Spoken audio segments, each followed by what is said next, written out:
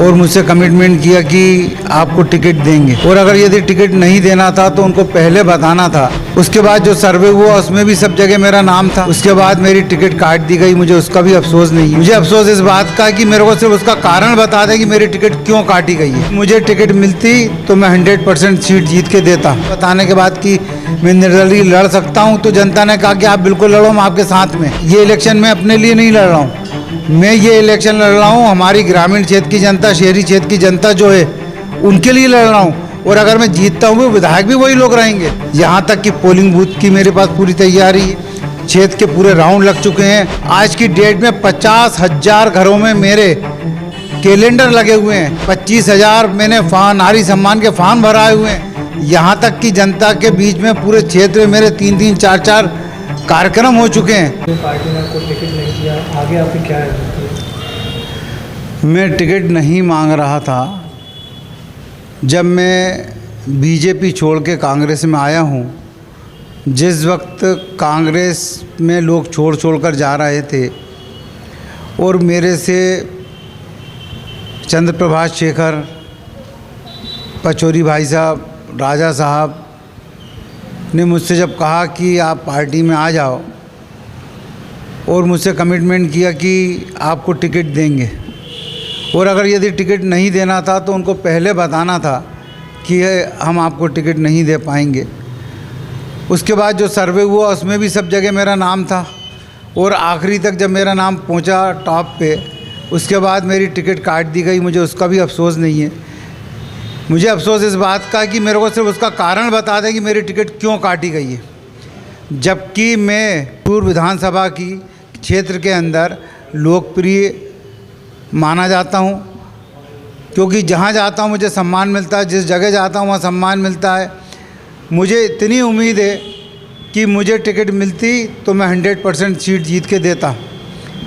और जिस तरीके से मेरी तैयारी थी, शायद कांग्रेस पार्टी में किसी प्रत्याशी की भोपाल के अंदर ऐसी तैयारी हो, लेकिन समझ से परे है कि ये टिकट क्यों काटी गई, ये आज तक समझ में नहीं आ रहा है। आगे आपकी क्या रणनीति है? आगे आप क्या करेंगे? अभी मेरे दौरे चालू हैं।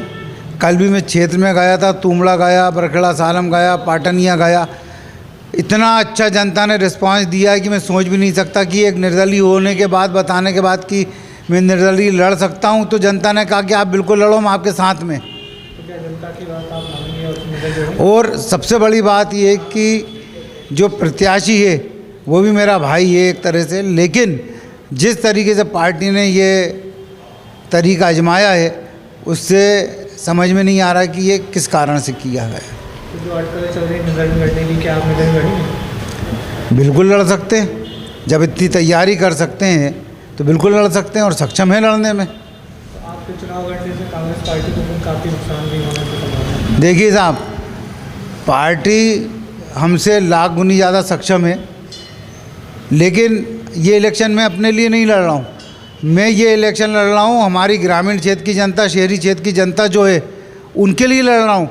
और अगर मैं जीतता हूँ विधायक भी वही लोग रहेंगे, क्योंकि मेरे 5 साल का कार्यकाल पूरी जनता ने देखा है और मुझे जनता ने आजमाया है।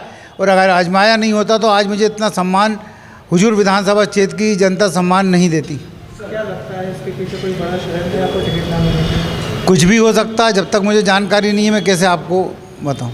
सर, सपोज आप निर्दलीय लड़ रहे हैं और जीत गए, तो आप गरीब के लिए क्या करेंगे? और पार्टी भाजपा की हो या कांग्रेस? मैं जनता का सम्मान करूंगा।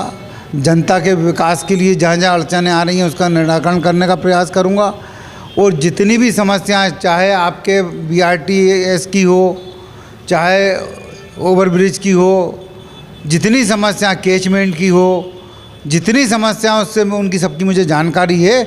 और जिस दिन अगर मैं जीतता हूं, जब क्षेत्र में जाऊंगा तो ये भी बता दूंगा जिस गांव में जाऊंगा कि आपकी ये समस्या थी, इन कामों के लिए हम प्रयास कर रहे हैं।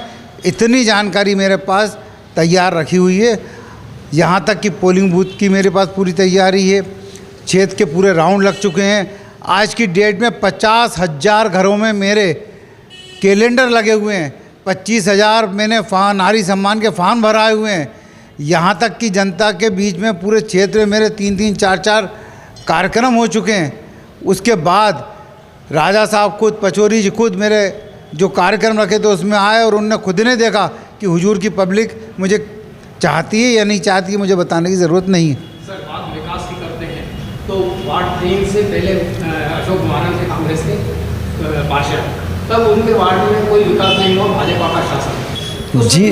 उस वक्त में अभी आप निर्दलीय लड़ रहे हैं, तब आप क्या करेंगे? जी, आपने बहुत अच्छा क्वेश्चन किया। यहाँ तक कि ये जितने भी लोग हैं, चाहे बीजेपी के हों, चाहे कांग्रेस के हों, किसी भी पार्टी के हों, मैं सिर्फ आपसे अपनी बात करूँगा। आप मेरे बारे में पूछिए कि मैंने 5 साल जब रहा तो क्या किया, चाहे वो 3 नंबर हो, 2 नंबर हो। अगर यदि एक मकान का गांव भी है तो पहली बार 40 साल में वो काम कराया तो डागा जी ने कराया। ऐसा कोई गांव नहीं है, चाहे डागा जी जब विधायक थे 40 साल में पहली बार, एक भी गांव ऐसा नहीं है 180-85 गाँव में से जिसमें मैंने काम नहीं कराया हो।